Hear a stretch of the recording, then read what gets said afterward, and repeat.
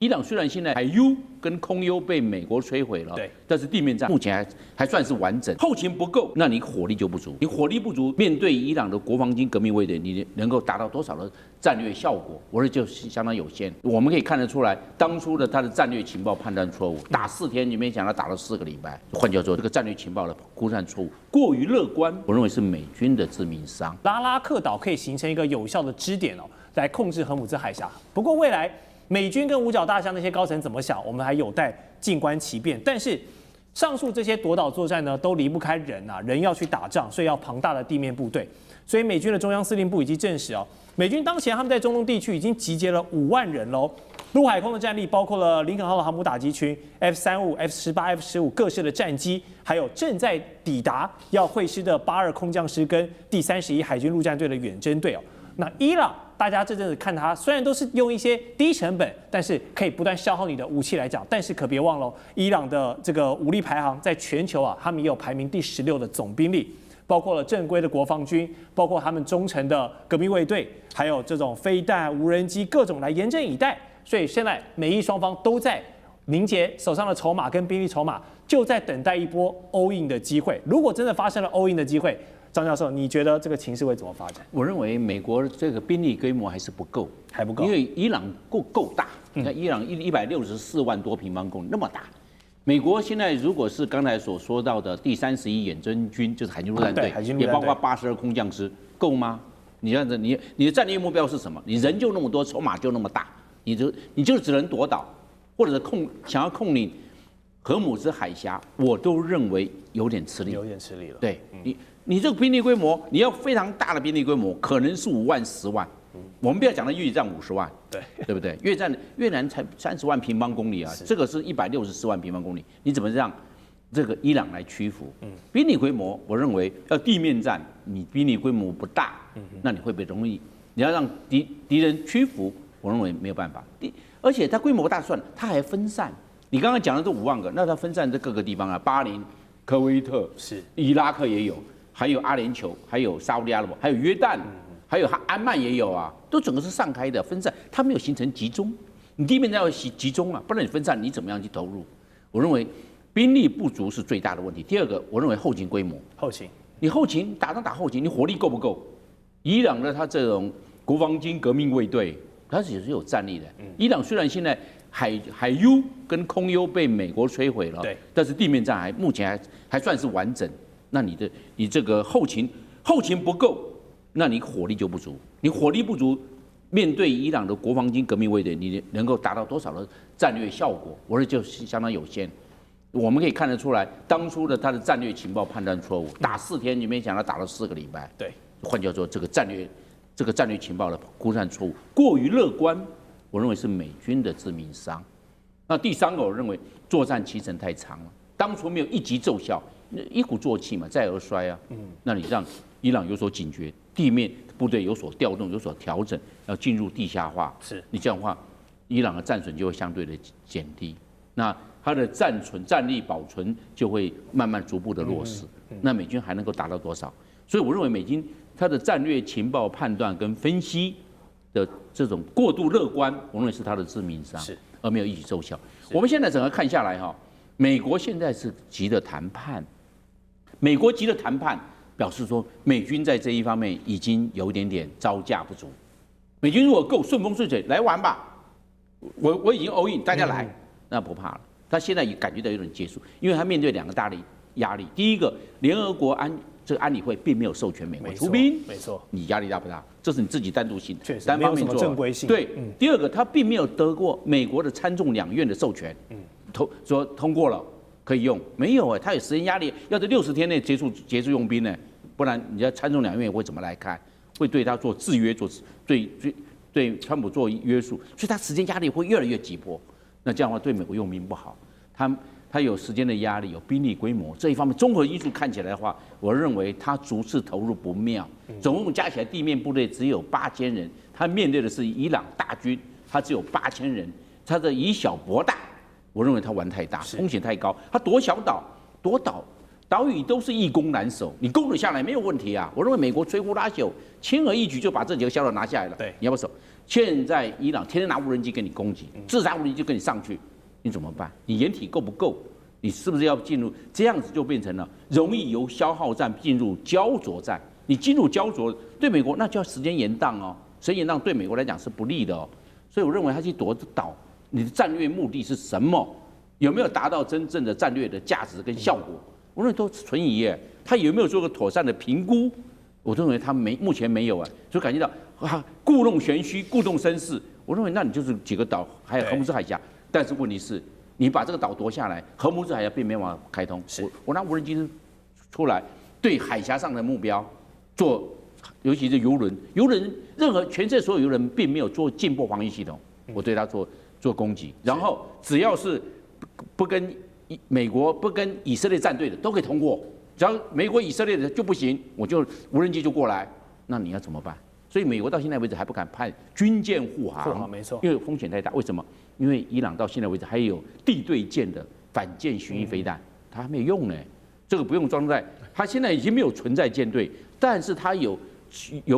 以陆制海的反舰飞弹还在啊，所以美国不敢派军舰护航，风险太高。那还有水雷还没有使用呢，所以等等来看的话，还包括水下无人机了。还有很多牌了，对，伊朗还有牌可以用，所以我认为美国逐次投入并没有达成战略效果，是它目前陷入焦灼战的关键因素。是，好，就像我们庄教授讲的，确实美军一开始的战略设的有一点太乐观了，认为拔掉这个前最高领袖哈米尼之后，或许神权政府就会垮台，结果没想到引来的是更多进入到消耗战的一个模式。我们开场就有提到兵不厌诈，这是战争非常知名的电影《投名状》里面的一句名台词。这些大人物，你不要看他在说什么，你要看他到底做了什么。尤其呢，这个一天之内想法就可以变卦好几次的美国总统川普，他现在说什么话，大家都要打折扣，因为已经是一个放羊的总统了。好，他一方面说要在谈判桌上来终结战争，一方面我们看到兵力又持续在加派、在部署、在磨刀霍霍。袁老师，你很懂川普的心思，你认为他现在心中在想什么？我跟你讲啊，这个刚刚你讲到这种矛盾呢，刚好是川普心中的矛盾的感觉啊。他确实是这个人呢，又笨又坏啊。他的很坏的原因的话呢，就是跟着。其实刚刚两位将军所谈的事情，都是认为美军在对伊朗，都忽略掉重要的因素是以色列啊。人家以色列是脑袋非常清楚的，以色列的纳坦尼亚胡他只要做一件事情，就是骗着川普跟着他一起下去。那一旦下去以后呢，接下来的事情都好办了。所以你会讲到说，美军急着谈判，又另外加属的部队的话呢，确实是，如果说美军放出来要谈判的消息，以色列没有动作，那就知道这个谈判是假的。是，如果说美军的话呢，这个弄那个部队的话呢，如果说他们想要谈判是真的话呢，以色列就加大攻势，让这个事情就没有办法挽回。这几天的情况就看得非常清楚。所以说到目前为止的话呢，我必须强调。川普胡里八嘟的，就是听到以色列跟他那个忽悠以后，说哎把那个哈梅尼耶干掉以后，你说不定可以拥有伊朗的石油，他一高兴就跟着干下去了。结果以色列是把哈梅尼耶干掉，那个美国一下子把人家一个小学干掉170个小女孩，怎么赔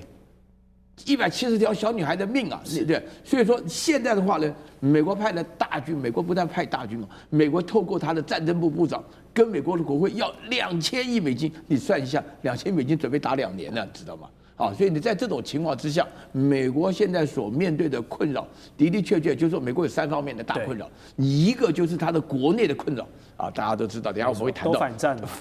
开玩笑，你这个战争你要讲士气，要有正义的，还要有低成本，他们都没有。然后另外的话呢，在整个国际上，所有的盟邦都不支持啊，原来国内。然后第3个的话呢，就是以色列刚好跟他已经把他拉进来以后，以色列的做法，我请大家要注意一个数字啊。现在伊朗内部的士气很高，以色列内部也有80%的人士气很高啊。大以色列要实现了，把美国拉下来。以色列立国从1948年到今天，就在等今天。所以说，美国现在搞的情况下就非常困难。那在这种情况下的话，我们必须要讲一件事情。目前的话，那个川普啊，他是结束不了，但是呢，一结束又失面子。那伊朗提出来条件只有第3点，你给我赔偿，我们就知道，你只要认输你就赔偿。川普怎么可能认输？所以美国现在拖下来，我记得这个美国会进入一个新的越战期间，我都不排除它会逐步的扩大。是，现在美伊战争可以说是边打边谈了。那双方的领袖呢，都释出了很多的烟雾弹也好，转移焦点也好，声东击西也好，就是各种的尔虞我诈。因为兵不厌诈，这是战争哦。我们就要带你来看懂后面的真实脉络。好，美国总统川普他的最后一级行动很快就要到来了吗？因为现在传出美军拟定了4套方案，我们依序带大家来看。但这4套方案呢，都是要在关键的荷姆兹海峡附近来做出一些军事部署。首先，第一个，派兵攻下哈格岛。昨天我们也是大谈了这个各种哈格岛的可能性的，因为它是伊朗石油出口一个最重要的岛屿，可以说是掌握了伊朗的石油出口命脉了。所以第一个是哈格岛。好，第二个呢，也是要打岛屿，但是不是哈格岛，而是这个上面有战略碉堡据点的拉拉克岛，在这个位置哦。第三个是要攻下阿布穆萨岛以及旁边的2个岛屿，就是这个大小通布跟阿布穆萨在这个位置，它同样也是在荷姆兹海峡一个经过的要道，所以你只要控制住这些岛呢，只要是船只在这边，你都可以做火力支援去控制它。然后以及第4个就是比较难度比较高了哈，就是荷姆兹海峡东侧拦截或者是扣押船运的这个运输，但是荷姆兹海峡东侧就是伊朗的土地嘛，那这些高山丛峻里面非常多。这个革命卫队都埋伏在这里面，真的是很难查。好，4套方案现在美军定调出来了，但是有没有发现都离不开一个夺岛的想法？究竟这个夺岛有多重要呢？它的可行性有多高？而且美军就算你拿得下，你守不守得住也是一个问题。首先，我们就要先请厉将军从军事角度帮观众朋友分析，为什么4套方案都跟岛有关？首先这个4大方案在我们军事上面叫做作战判断你要从各个行动方案里面找出最佳行动方案，这是一个思维逻辑的问题。首先第一个要思考的是你的任务，先要做任务分析那现在美军的任务是什么？我举3个任务，你认为是哪一种可能？第一个是歼灭伊朗的有生战力，第二个是让伊朗的油没有办法继续卖出去，第3个是开放荷姆兹海峡。那这3个任务里面，你认为如果说以美军现在它优先是哪一个任务？多重任务与多重目标之选择，你要先确定你的主要任务是什么。这很明显的主要任务是荷姆兹海峡要开放，所以基于这个任务来讲的话，我认为哈克岛的可能性就降低了，因为哈克岛主要是夺取伊朗的油源嘛。那第4个方案是这个扣押伊朗运输油，也是扣押伊朗运输油，你们并不是你主要开放所谓荷姆兹海峡。那你要开放荷姆兹海峡的话，我认为就必须要控制这个地方，也就是要用兵力夺取拉拉克岛跟这个阿布萨姆岛这2个岛。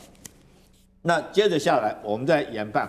第二个你要研判的是什么？你行动方案你要搞清楚敌人会采取什么行动，你不要光自己一股脑的光有自己的想法，你不去想敌人会干什么，那敌人会怎么样封锁？伊朗会用什么方式来封锁荷姆兹海峡？第一个，我认为它很明显的就是用布雷的方式。布雷。第二个来讲，它可能用的就是水面上的快艇来对你实施油轮实施攻击。第3个就是它的无人机的攻击。第4个是导弹。大概我认为，如果说它要封锁不外这几种手段，那如果说针对敌人可能采取的这种4种手段，我们来看看究竟是荷姆兹岛还是阿布萨尔岛可以有效的阻止这个伊朗的军队做这行动。我个人的分析是这个北边这个拉拉克岛主要是这个拉拉克岛。为什么我选择这个岛是优先的？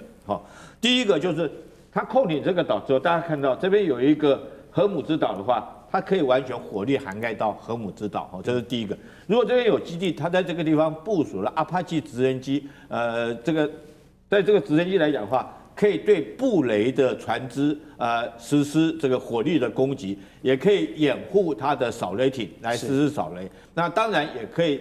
阻止它的这个快艇对油轮实施攻击。当然最后来讲的话，它在这个地方如果说部署了拦截的导弹，对，或者拦截的无人机，现在有一种无人机是可以拦截无人机的无人机在这个地方可以有效拦截这边起飞的无人机对游艇做攻击。当然你说阿布萨姆岛也有可以，可是阿布萨姆岛距离这个海峡就比较远，它拦截效果当然就没有这么好。这是依据敌人可能行动，我选这个。当然就这个我们战力保存来讲的话，我觉得为什么要选这个岛呢？因为这个岛来讲，你看哦，跟这个阿联酋的这个尖角这个位置哦，可以互相是最近的，互相来讲可以相互支援，是它可以掩护到这个岛啊。那第二个来讲的话，它在这个地方它舰队啊，包括它的2栖攻击舰队，可以不用通过荷姆兹海峡，可以确保自己安全。所以它如果说在这边我们讲的迪利波利号或者是全知号，如果停留在这个地方利用这个阿联酋突出来这个地方当做一个基地，还有这个岛，这样形成一个三角互相依靠的态势，相互可以掩护，相互可以支援，就近可以打击到伊朗的战机哈。所以我认为，如果说按照这4个方案来讲的话，我认为要达成任务，就一定要控制这个地方，才可以有效的掩护油轮开放荷姆兹海峡。了解。那你当然夺取这个我们讲的这个科斯姆岛来讲的话，哈，科斯姆岛不是夺取这个哈克岛哈，在这边，如果夺取哈克岛的话，距离太远了，480公里，而且昨天我们也分析过了嘛，在这个地方风险太大，主要是控油，但你把它油打掉，你达不到开放海峡，你要威胁它。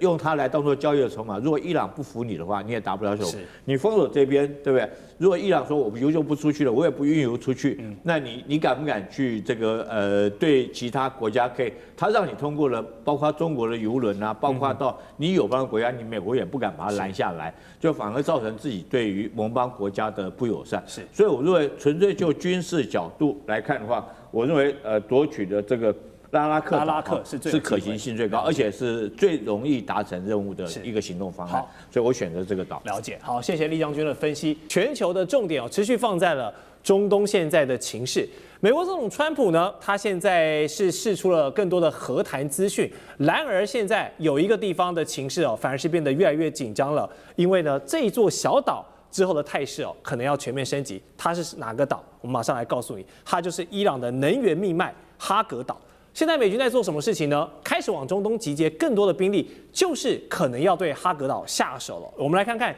媒体《金融时报》给出的一些想法。他们认为美军的作战构想呢，就是用一些低空突袭并且快速占领的方式呢，搭载像是直升机啦、旋翼机啦这些可以低空渗透的，然后马上让这些特种部队呢空降下来，来开始展开它的夺岛作战。那这个岛为什么要去夺它？它有什么重要的地方？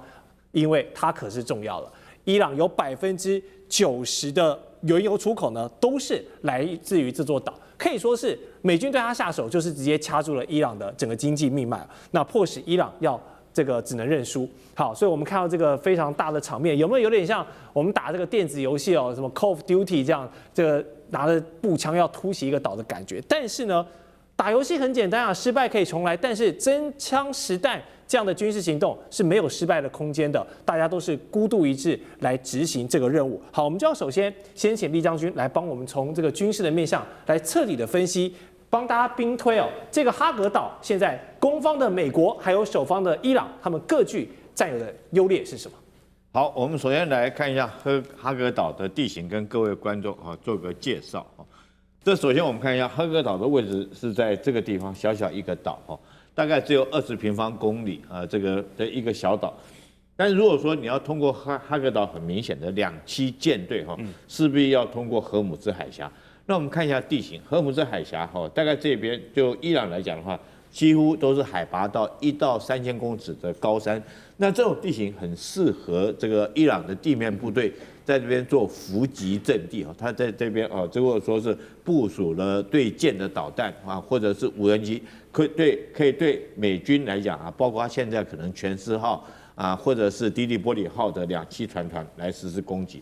但是大家不要忽略了，美军还有2个基地在这附近，一个是这个位于卡达的乌代尔空军基地，是在中东最大基地，还有一个是巴林是什么？是美军这个第五舰队指挥部的位置。另外来讲的话，这科威特这北边这边伊拉克也有美军的空军基地在这边。在这种状况之下，这个美军我认为它的空降部队会从北边这边直接82空降师会从这边进来夺取哈格岛，在那边实施空降作战。然后地面部队来讲的话，从巴林的舰队还有乌代尔空军基地可以这个在它遂行空降或者登陆的时候，从巴林还有这个卡达空军基地可以来实施这个空中的支援，包括到密接支援，或者是主角作战或者是制海作战可以从这边出发，避免可以经过这个荷姆斯海峡。可是有一点一定美军非要做的，就是他的两栖舰队一定要从这边通过。他两栖舰队说周边我们看到整个波斯湾周边都是陆地嘛，那你这个两栖舰队势必要从这边通过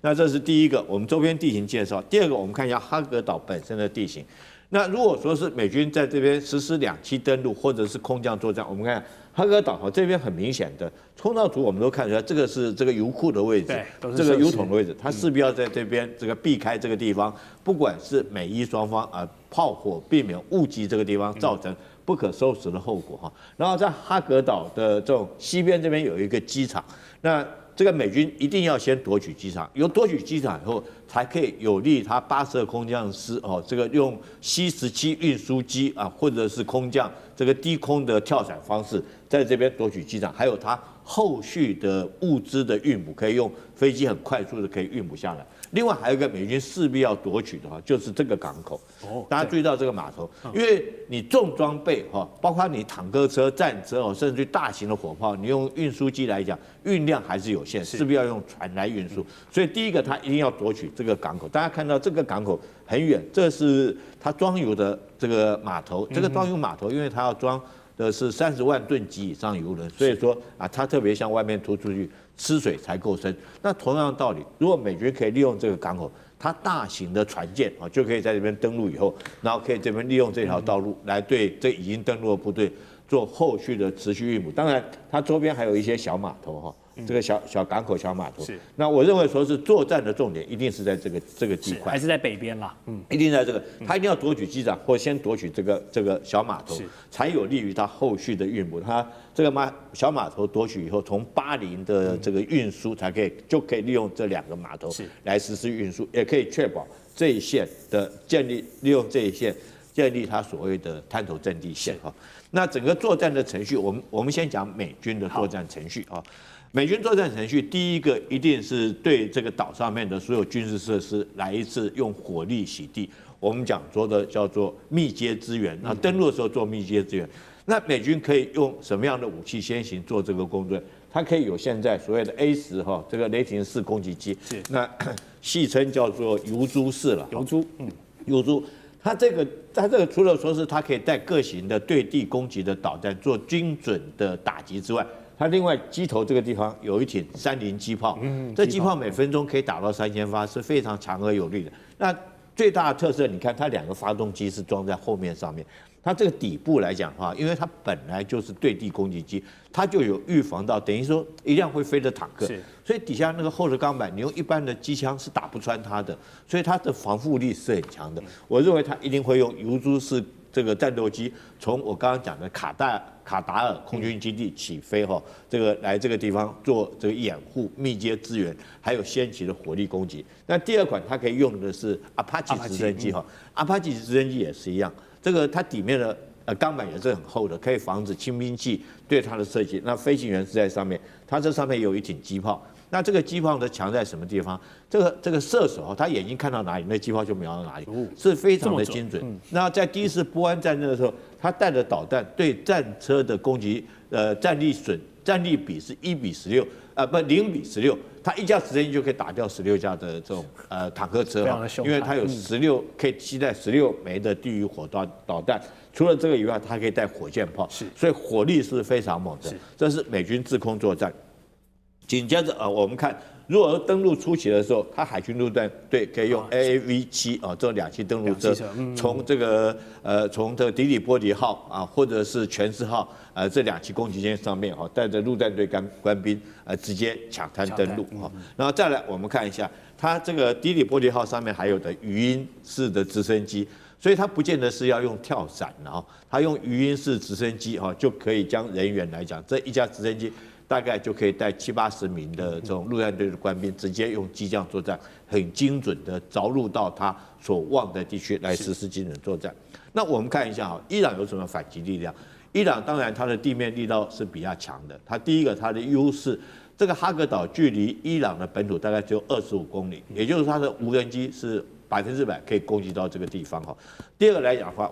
我今天特别去找了一张照片哈，给各位看一下，这个是伊朗的监测型武器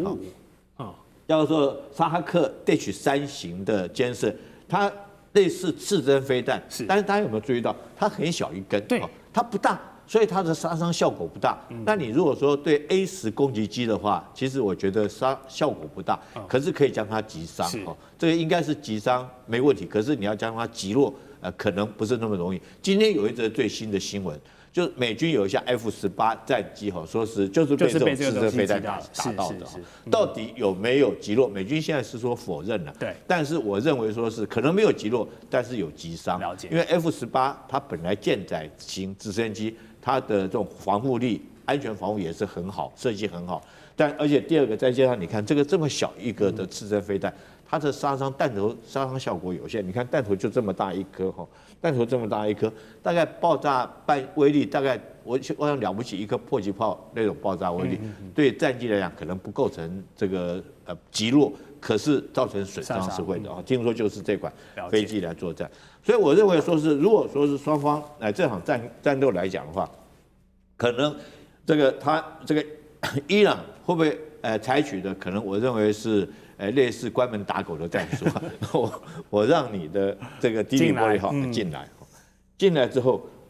我封锁这个港口，我之后在这个港口封锁掉这个用鱼雷或干嘛，这是第一步。他可以做的甚至于他就可以在这边先行布的，根本不让你进来。如果你要进来之后，他封锁住之后，你可能更不容易出去。这是第一个。第二个来讲的话，他可以在先期这个，我想说哈克岛这个小小岛上面，他已经先期战场经营了很久。那他有一个优势是什么？因为双方来讲都不能打中这些油桶，这些储油槽如果说一旦被命中的话，对全世界能源是一大的危机。那我想美国也可能不愿意造成这种伤害，以免整个这个通货膨胀这是伊朗的优势在这边。当然，它第二个优势是沿岸这个地方它可以借着沿岸这个地形部署它的对舰攻击、对舰导弹或者是这个无人机当你登陆上去之后，他会打什么地方？他不见得会在岛上跟你决战的，他打你后续的船团。你从这边出发，从巴林出发的船团，或从这边出发的船团，他从这边对你攻击。你要知道，登陆作战一旦后续的船团没办法持续做后勤补给支援，那你可能在那边战的时间就不久。就像越战的时候，德浪谷之役，美军的空降部队下去以后，机降部队下去之后，一个营下去，但是被北越的军队包围，它后续来讲没有办法持续的运补，因为每天消耗的弹药量或者伤患的厚重是很重的。在这种状况下，那时候美军就这个后续来讲，他必须这个认为失败，就主动撤出了。那我认为这个浴血这个哈格岛后续来讲，不要认为说美军没有胜算，美军有他的计划，然后伊朗也有他的这种战法，所以后续如果美军真要在这个登陆，我认为会是一场的血战。是，好，谢谢李将军这么详细的分析哈格岛刚才我们从武器还有可能的战术确实现在码头跟机场还是最关键的2点。好，美军还没有展开这个夺岛的第一步，但是我们先帮他想到，如果真的攻了，并且打下来了，第2步关键的就是能不能守得住。现在前美军的中央司令部情报主任吉布森他就强调，一旦登岛成功的话呢，美军的立场就是转攻为守了嘛。那所有的火力在集结在中东的这5万美军，就是来优先保护这个驻岛的部队。那军事专家分析呢，一旦美军真的拿下了哈格岛，那伊朗也可能要跟你玉石俱焚了，继续出这个焦土政策就是宁可炸毁所有的油气设施呢，也不要让你美国人拿下岛上剩余的这些好处，这块肥肉。好，如果这个剧本真的走向现在这个极端的发展，哈格岛争夺战，美军想把油气设施当作来抗衡伊朗的一个筹码。但是否想得太简单直白了，也低估了伊朗可能不惜鱼死网破的他们的一个决心。那玉石俱焚，如果真的弄下来，自家的高达90%的原油出口依赖的地方也给你炸毁，伊朗真的可以狠下心做这件事情吗？赖老师，你的分析？您不觉得这一个整个逻辑都不通吗？就是说目前所放出来的讯息逻辑是相互矛盾的。先看一下美国的财政部部长贝森特他所制定出来的新的规则。这个规则是什么呢？就是伊朗可以卖油，伊朗可以卖油，30天豁免。也就是说任何人都可以，任何国家组织都可以向伊朗买油，而且是按照国际油价买，而且不会受制裁。目的是什么？目的就是平抑油价嘛。对，因为国际的油价涨那么高，所以你向伊朗买油，向俄罗斯买油，然后这样的话把油价往下压一点，对不对？好，那既然是如此，30天，那他如果占领了这个伊朗的油啊，这个我们讲的这个油岛，好了，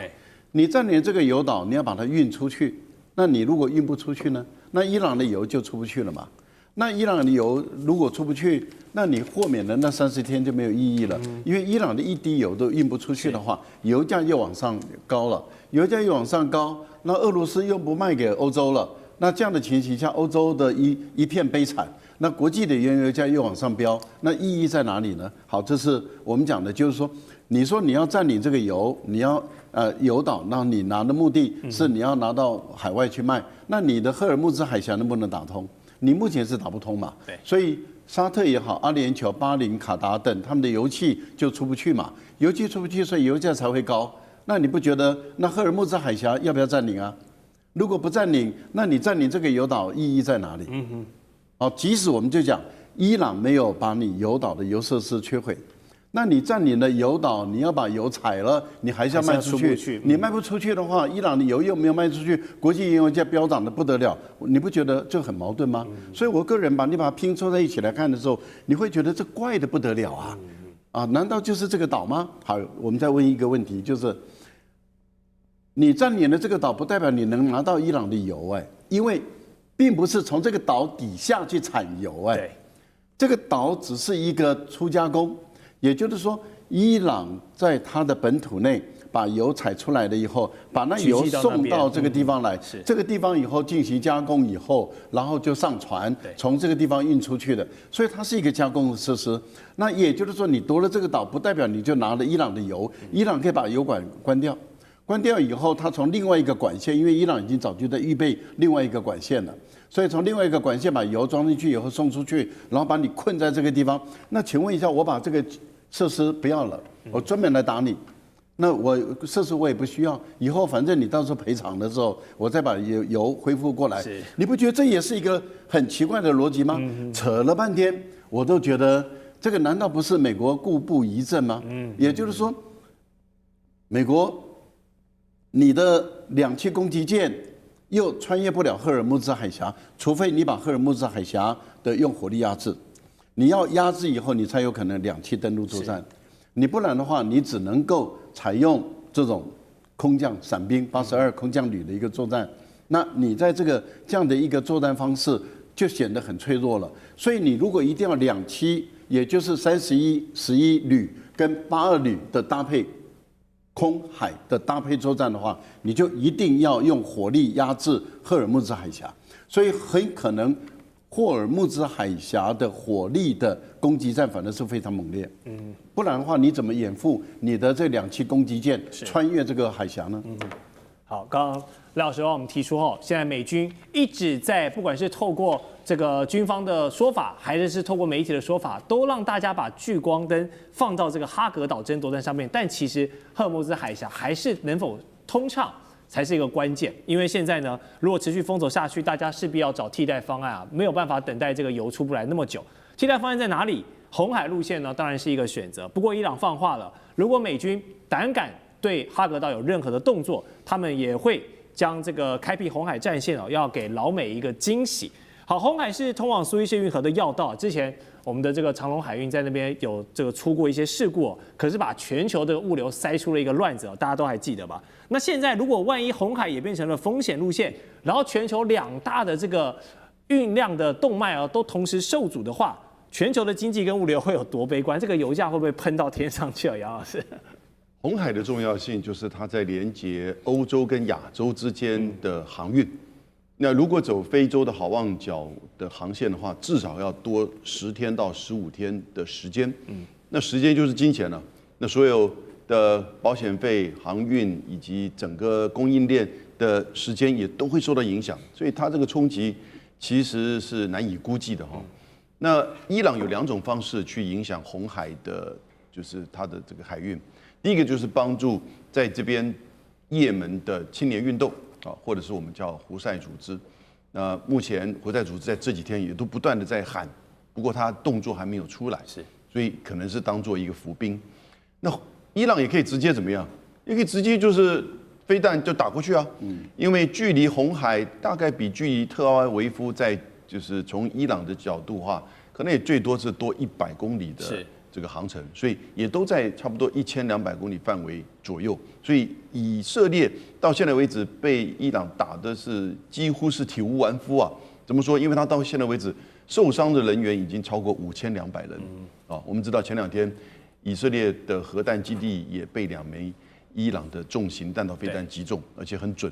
那所以呢，他要去直接打那么窄的红海的航道，其实是有可能的。那所有的他只要1枚飞弹靠近这边，那所有的航线都被迫要改航。所以他用这种是跟你叫一种就是说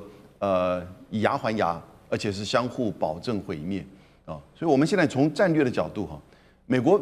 没有那种绝对没有任何的利益战略利益说要跟伊朗去所谓的完全的摊牌。所以，任何现在攻打能源设施、夺岛或者是地面的行动啊，基本上是对美国而言是绝对的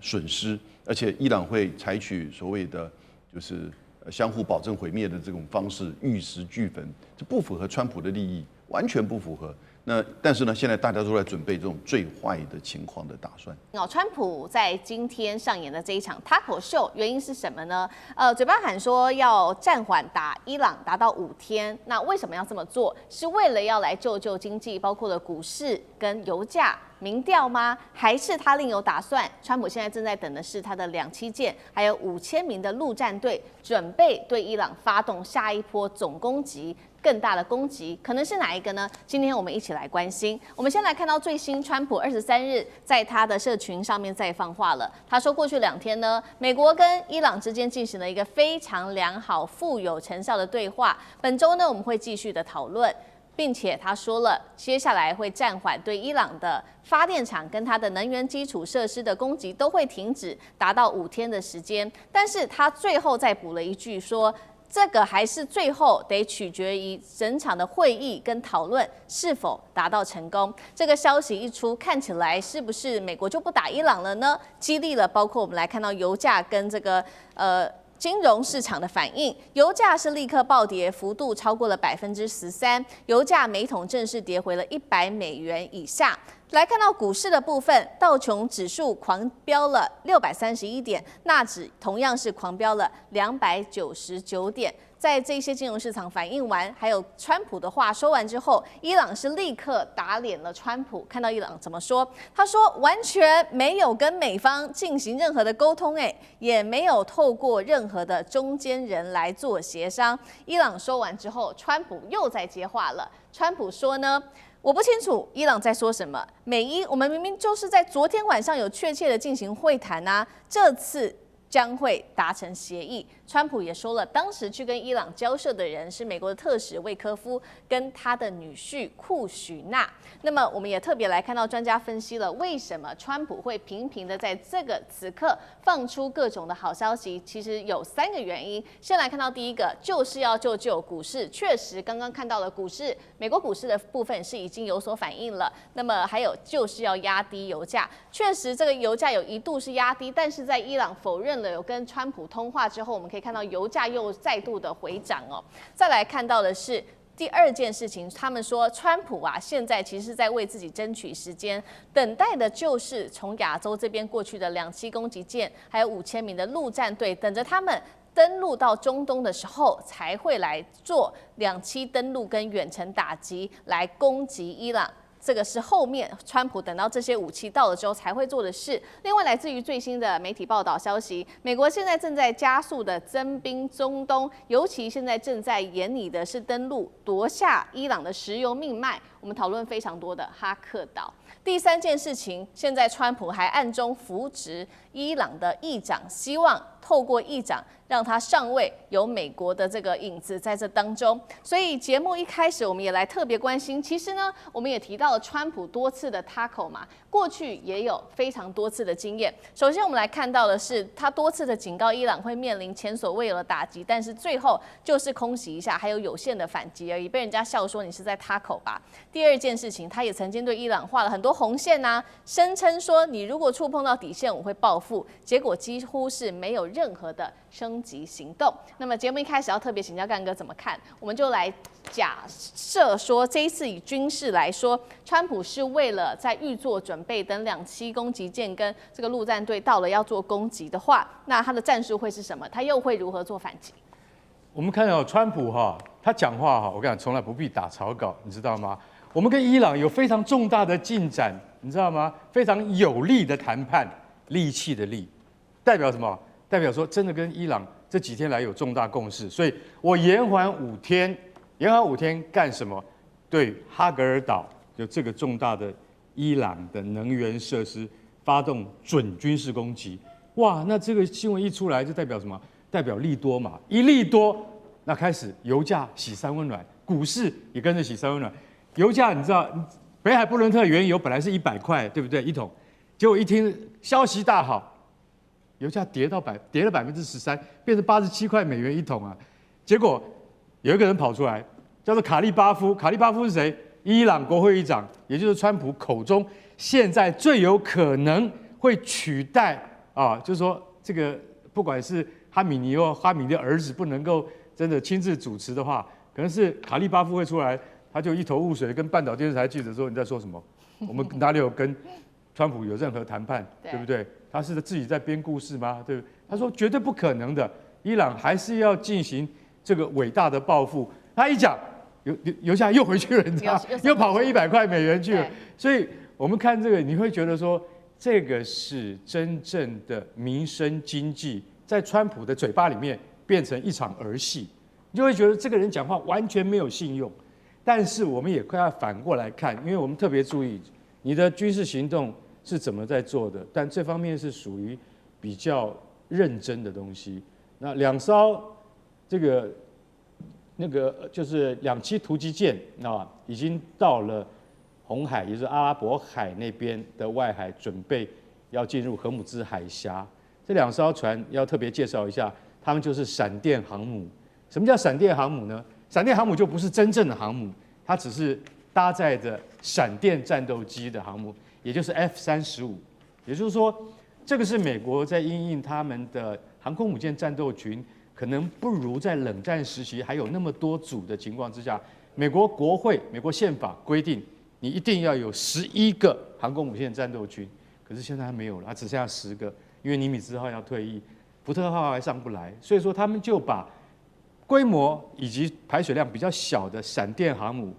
它搭载了 F-35战斗机之后，它不但可以自卫，它还能够攻击。本来2栖攻击舰的作用不是这个，他们是负责搭载陆战队的，每一艘都可以搭载2500名陆战队。我现在讲2500人，你会觉得说，对啊，我们坐邮轮也是2500人啊。对不起，它上面还要载很多重武器跟重装备，因此4万吨的2栖突击舰，它就必须要带上2500名陆战队员，它是一个非常非常紧致的设计，它还要载战斗机，它还要载油料，它还要载飞弹，所以说这2艘分别是黄蜂级的全狮号以及那个美利坚级的迪利波里号，这2艘最新的闪电航母已经到达那个，就是说它的前进部署的预置点的话，就是如果今天赫克塞斯在收到川普的一声令下说谈判失败打你就要往前了。往前的话，你最终的目标就是哈克尔岛，就是哈克尔岛。对，那这个岛打下来之后，可能也是一场噩梦的开始。为什么？你打下来之后，你就在伊朗飞弹的范围射程之内了，他就可以直接对付你。为什么？因为哈克尔岛距离伊朗才30多公里而已，很近。如果他今天前线部署的话，你就必须要先用闪电航母上面的战斗机去把沿岸可能威胁你的这些飞弹设施先给摧毁，所以到时候它的战争就会变成说，你就真的进入了伊朗本土的战争了。那这些陆战队他登上了哈克尔岛之后，就等于宣示美国力量进入这边。那你真的有地面部队上去就代表你可能要再上去伊朗本土，你是不是要去攻？那对不起，你现在的航空母舰战斗群是不能够支应的，你要有更大的后勤能量。那现在盟邦都不愿意帮忙的情况之下，川普要从本土再调船团去支援，所以川普一直没有下定决心的原因就是说，那个就是进占本土的准备。你有这种后勤支援吗？现在看完全没有，你没有滚装货轮，你没有大型油轮，你没有舰队快速补给舰，没有跟着一起走的话，那这个战争行动会拖得很长。我觉得这个就是我们为什么到现在还在洗三温暖的原因。对，好，所以我们就要看下去，接下来这个5天之后，川普是不是真的会攻进去？那如果攻进去，就是哈克岛，等于也进入到伊朗的本土，这是付出的代价是会非常大的。那同样的问题，请教大使又怎么看？为什么川普说快达成协议，结果伊朗又打脸？他是为了就是救经济，所谓的包括股市啊跟油价，他希望压低，还是他真的在准备接下来要来进行更猛烈的攻击？川普通常都是要价很高。哎，他那个话讲的都很狠，就因为讲的太狠，就无法实现。到最后他自己要找一个时间下台，而且他喜欢用这种时间压力，只有2天，对。可是他玩得很纯熟，他谈判技巧真的很纯熟。时候到也说，我再延5天，5天以后呢，他说再延2天。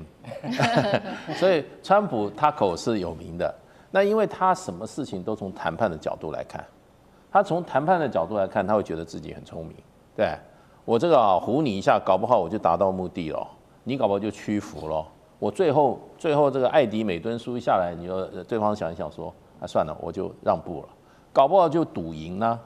那没有赌赢，他看也不行的话，油价又上来的话，他这一招是蛮高的再延5天，对不对？所以他这个人家叫什么？这个有的是叫什么脑啊？他这个脑，他叫谈判脑。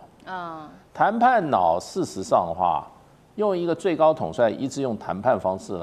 来处理问题的话，太片面了，就会变成大家都感觉到你讲话没信用。谈判基本上就是诡计百出，也不讲实话，那都全讲策略。可是你做一个美国总统的话，你如果老是做这种决定的话，你就威信尽失，威信尽失。那现在他这个可以看得出来。他一定是取乎上得乎中，最后呢拿不到的话也就算了，对。比如说遇到强的，最重要的就是跟中国大陆的贸易谈判嘛，对。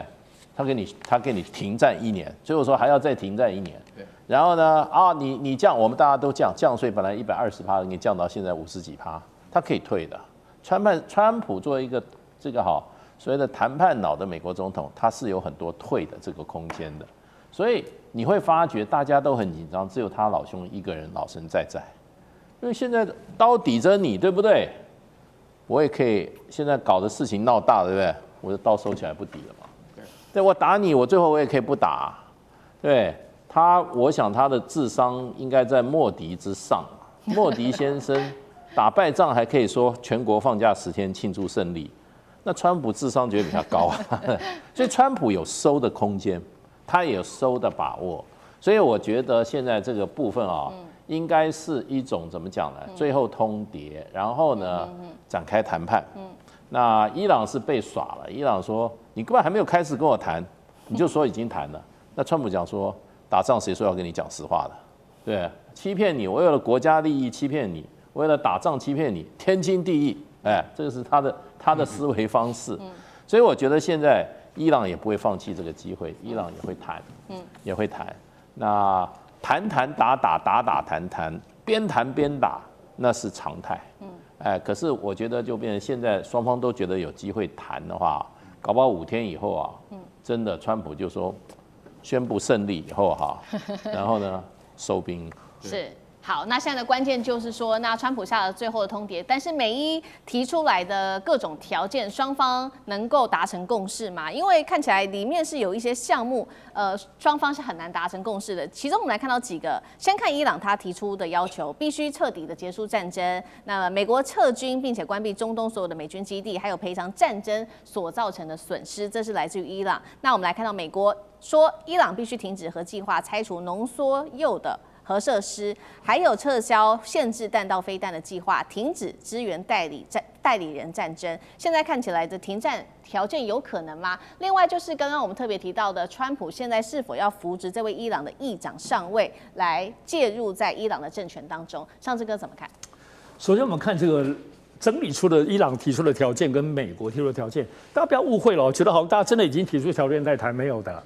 伊朗每一天其实都有记者会。这都是过去历来，因为每一天都有人有记者在问伊朗现在的这个外长，还有包括开记者会当中负责的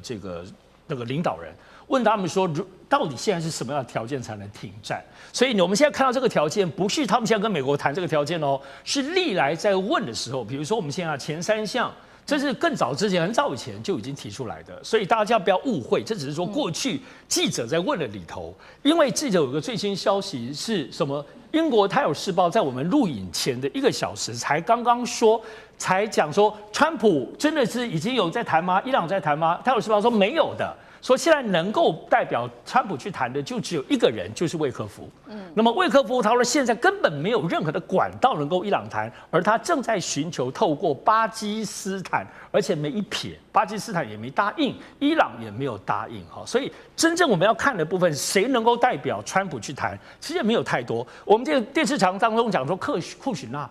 更不可能，因为库许纳已经被公认知道，他就是影响川普在当时决定开战的那个人，而且就是斩首行动当中推动的那个人。我觉得库许纳如果没有被伊朗视为非要把他杀掉不可，都不可能了。而且我觉得必须要来看，为什么我觉得可能性很低，尤其在伊朗。首先，我们现在在台湾感受到的，或者在亚洲感受到的，主要都是欧美。台湾自己没有派记者这次去中东采访，一个都没有。所以我们都在欧美媒体都觉得是川普的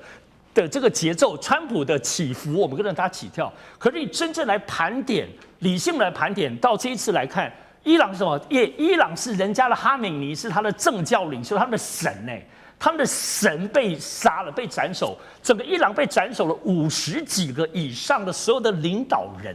包括先前最新的拉里贾尼，而且最近其实国外媒体都说，拉里如果真的要跟伊朗谈，其实拉里贾尼有可能，因为他跟美国打交道已经几10年了，他在这个外交各方面来讲，而且他在整个伊朗当中算是比较改革派的，结果你把拉里贾尼也把人家斩首了，对，所以首先第一个斩首行动不是我们在想到死了就算了，人家那个是深仇大恨。我看现在包括半岛电视台里头，现在每隔几天，每隔40天就在为他们纪念的这个仪式，是几万人在德黑兰的街头在为他们悼念，这个都没有停的。所以第二个部分我讲说，现任的领导当中怎么会轮到这个议长呢？而且不是暗中吗？暗中为什么媒体都报道出来？所以人家当事者都说没有，就没有我啊！而且都现在想说都知道怎么样也要目击塔巴吧，人家是现在新任的神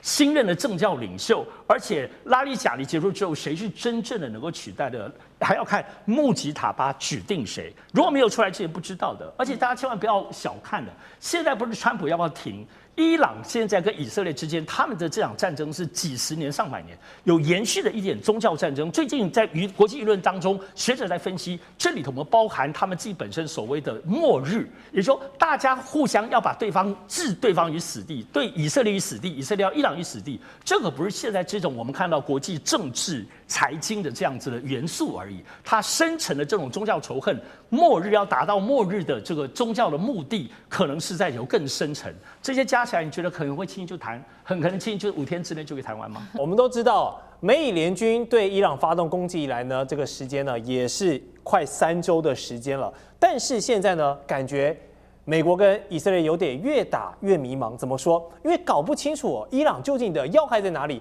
率先斩首行动拔掉了哈米尼，结果整个神权体系，包含化整为零的这个区域的这些各自为战的这些高官，还有这些军阀们，都是持续在跟美国还有以色列来作战，感觉没有打到一个真正的核心要点。然后荷姆兹海峡被封锁呢，还导致整个全球的能源还有经贸成本飙高，这让川普的面子开始有点挂不住，也急了。根据路透社的报道呢，美国五角大厦下一步的计划竟然是有想要派出1000名的这个地面部队前往中东地区，3套剧本第一套就是呢，我就是针对荷姆兹海峡，我要去部署到伊朗这个海岸线，躲在这些山洞里面，这些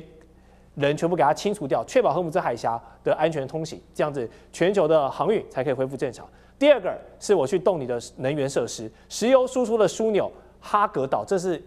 伊朗非常非常重要的一个经济命脉美国直接从这边去掐住你，去控制你的经济命脉。第3点就是跟我们去年看到的这个午夜打击一样当时是派了这个轰炸机去轰而已，这次我们要派兵深入破坏或是带走你伊朗可能或者是这个传说中的浓缩铀，也不知道究竟有没有，反正我们要派人去地毯式搜索，就是要彻底断绝你伊朗的这个核威慑的东西了。好，现在看到美国真的有可能要派兵深入吗？因为派兵进去跟只是派战斗机去轰炸，这是完全不一样的层面。有可能像刚才我们来宾讲的，会不会进入到越战2.0是美国最不想看到的局面？然后另外呢，面对种种的说法，我们看到伊朗的这个外长他是说打了这么久，美国跟以色列你们究竟还是搞不太懂我们伊朗的运作模式派遣地面部队对于目前突破僵局或是达成美国的战略目标，这个可能性跟难度他实在是不敢恭维。他说你回想一下预战吧，就提起了美国最难过的一件事情。我们请厉将军帮观众朋友分析一下，从军事的角度，我派轰炸机丢丢飞弹丢丢无人机，跟我派美国大兵这些命真枪实弹的进入到你这个伊朗的本土，本质上的差异有多巨大？首先美国跟以色列现在原来第一个所谓战略目标就是要推翻伊朗的这个神教政权这个建立一个亲美的政权，这个战略目标看起来他们已经放弃了，这不太可能达到。那如果说派地面部队来看的话第一个我们从任务来分析，它可能就是我们这边讲的有3个任务。第一个它要这个占领荷姆兹海峡周边的地形要点，阻止伊朗的部队对这个荷姆兹海峡的通过的油轮来实施攻击。那在这种情况下，我认为你的兵力是不够的，你2000的兵力想要在这几个要点占领阵地，我觉得是不容易的，所以不太可能能够达成任务。第二个来讲，他要夺取哈格岛那根本就是天方夜谭。为什么呢？你要夺取哈格岛，首先你要经过荷姆兹海峡。那一个2栖舰队，你要通过荷姆兹海峡，你现在油轮都过不了，你这个2栖舰队如果通过的话，我觉得刚好在通过海峡这个时间点刚好变成这个伊朗的攻击靶子第3个我们就双方的军力来看的话，现在这个美军来讲的话，它的军力来讲，它2000的部队对伊朗来讲的话，其实上兵力是严重不足的伊朗在这个地方经营了大概我相信最少有30年，因为他准备打这场仗，可能已经经营了30年，所以不管就战场的经营，还有兵力的部署，还有武器的存储来讲的话，一定远胜于美军的。但是美军来讲，如果说从现在才开始从日本出发这2天是说刚好经过新加坡了，但是这个劳师动众从那么远过来这个我觉得你的兵力来讲，对这个地方的地形也不是很熟悉。第3个，我们就后勤的持续战力来看的话，那伊朗在这个地方已经准备了很久，他不管存储的弹药或者是武器这个粮食来讲，应该都是非常足够的。但是反观美军，如果说你要攻岛，要这个不管是从海上登陆作战，或者从空中突袭作战那你可能这个能力来讲的话，你后续怎么对这些部队来做支援？尤其是说这个伊朗的地形是非常深远的，它幅员非常广大对于德黑兰有将近1000公里，这么广大一个国域来讲，如果说你只想动2000个部队，我觉得是到时候就变成肉包子打狗，有去无回。有去无回。好，也传出五角大厦呢，打算为了这个之后的劳师动众，要跟国会提出超过2000亿美元的预算，要继续死磕这一场战争。但是美国人民的纳税钱都被你拿去打造武器啦、打伊朗啦、保卫盟友啦，那美国国内的这些社会福利呢怎么办？马上就要期中选举了，要继续这样死磕吗？这个万一真的被拖延到越战2.0，杨老师，你觉得川普还能选吗？他现在最佳解方是怎么办？川普受限于他自己的有限理性，因为他认为他的决策是一个交易，是很理性，但事实上，所有的人在做决定的时候，大概都是有限理性。可是呢，他自己把他自己给捆绑在跟以色列之间太过于密切的这种利益的连结，所以才会被以色列被内塔尼亚胡牵着鼻子走。现在他要提出更多的钱，要可能增加库存，要可能准备要打赢这场仗。那刚才厉将军讲，这个地面部队2200名海军陆战队怎么去打这场仗？你就算要去占哈尔克岛，你就算可能要去占领部分荷尔姆兹海峡的岛屿或港口，或者是《纽约时报》昨天讲，可能要派去针对伊朗的核设施的浓缩铀做这个就是夺取，然后呢，川普才能够宣布他的胜利。可是任何一个这个动作都非常危险，而且基本上其实这2200名海军陆战队大概都不可能真的达成任务，而且会造成伊朗更严厉的反弹，使得整个海湾地区或整个这个战争呢会更加的扩大。你看到昨天当以色列跟美国去打伊朗的南帕尔斯岛、南帕尔斯附近的油气田设施的时候呢，伊朗马上就回击卡达的同样的这个油气田设施，这种以牙还牙或者是这种相互报复，它就让你维持一个叫做相互保证毁灭。这不是冷战时期的美苏的核武相互保证毁灭，而是用海湾地区的油跟气来去跟你做相互保证毁灭。到那个程度的时候，荷尔姆兹海峡已经不重要，因为根本油都出不去了。所以，因此在这样的程度下，美国真的要派地面部队呢？我觉得不会啦。我们现在其实国际上大概论知道了，川普一定有一天他会宣布胜利，他可能说我毁灭掉核设施，我整个毁灭掉伊朗海军，以及我断了伊朗跟所有区域这些支持伊朗的民兵组织的这个资金链，只要他做到这3个，大概他可以宣布，或者只要其中一个，他就宣布他大概会取得胜利。我们现在大概预期他可能会这么做，可是呢，另外不担心的是，以色列可能会继续拖他下水，所以现在还是取决于川普个人的有限理性。是，好，川普总统现在寻求一个下台的机会，但是以色列这一个盟友有想要把这个老大哥给放走吗？还是要继续把2人的命运捆绑在一起？我就是要跟伊朗死磕到底哦。我们看到以色列持续在发动这个斩首行动哦，之前除掉最高领袖哈米尼还不够，陆续呢又击毙了伊朗的国安首长这个拉里贾尼，还有情报部长哈蒂博等人。但你想想就连被当成神一样供奉的最高领袖哈米尼都被清除之后，你都不能完全打趴伊朗的全体意志了。你再杀掉这些军方的高层也好，这些情资的人员也好，有多大的帮助呢？我们感觉现在擒贼先擒王的这种做法对于伊朗现在化整为零、各自为战的这个战略策略已经没什么作用了。所以原本以为哈米尼一死，然后呢，美以可以扶植一个亲美的新政权，好，我们中东打了一个漂亮仗，结束。但现在没有，高层越杀越多，效果却一直在递减。我想问一下这个赖教授，为什么杀了这么多人，神权政府感觉没有什么动摇？有几个因素啊，我们看到了以色列的斩首行动，这个行动本身是成功的，但是它产生的政治效果是有限的啊。他当然他的目的是希望能够震慑对方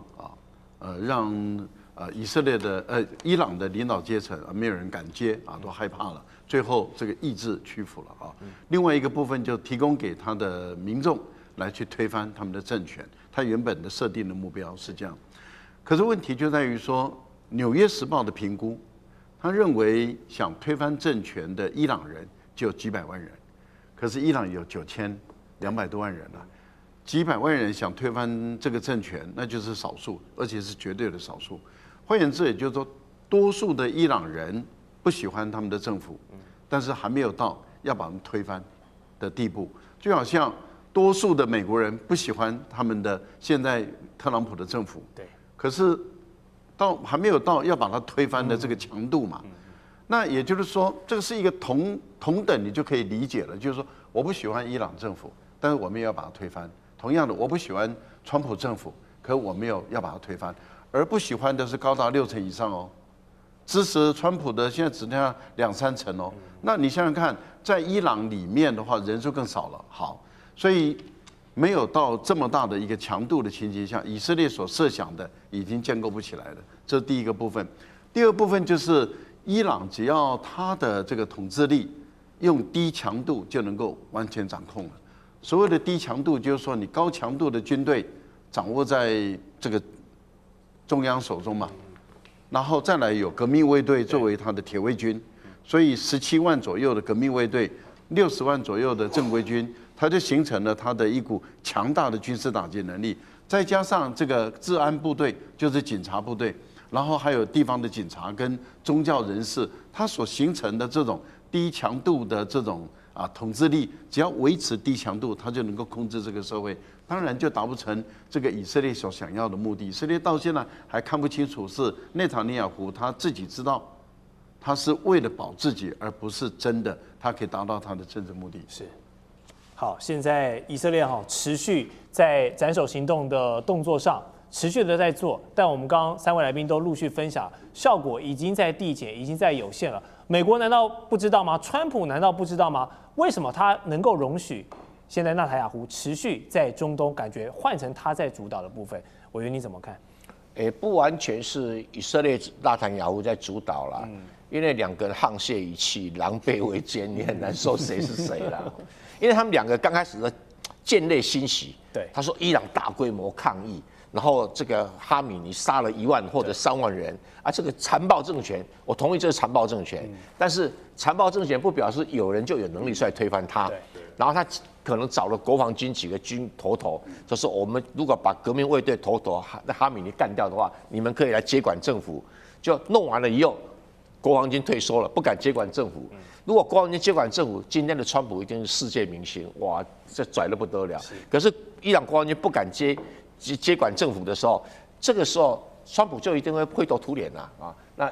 以色列现在他反正就是我已经上了梁山哦，不如干一票干到底那种心态哦。是。那你用斩首行动能不能逼伊朗投降？不可能。为什么不可能？你真主党几乎被斩光了，但是真主党投降吗？没有。那你斩真主党只是把真主党削弱，那没有能力反抗你，但是不表示他就彻底被打垮了，从消失了。因为你不像那个什么，不像那个加萨走廊，你直接派军队挨家挨户去弄，没有办法的哈。那就在伊朗来讲，规模更大。那你要伊朗逼得这个国防军不得不出来接管政权，只有一招，就是什么？不断的轰炸。可是你要轰炸像利比亚轰炸272天，你美国做不到啊。就是说轰炸到了其他的军队出来推翻这个格达费一样的模式，但是以这个川普现在的实力，要轰炸个300天都有困难，不然50天都有困难了哈。